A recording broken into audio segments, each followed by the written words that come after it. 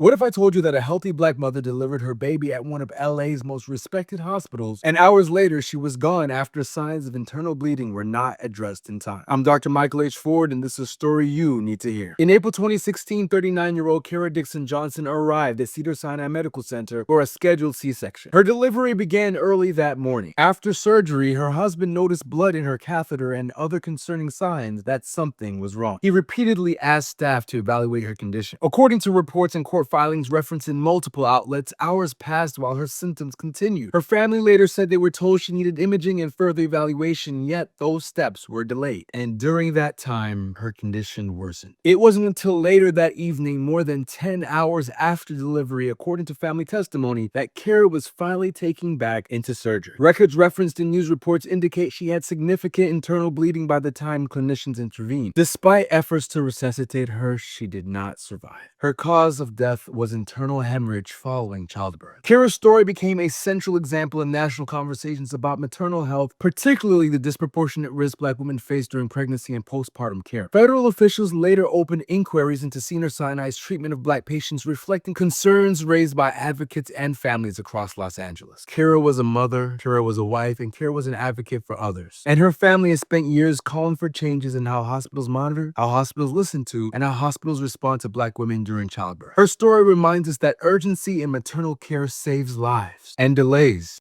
can cost far too much. Healing starts with knowing. Follow for more.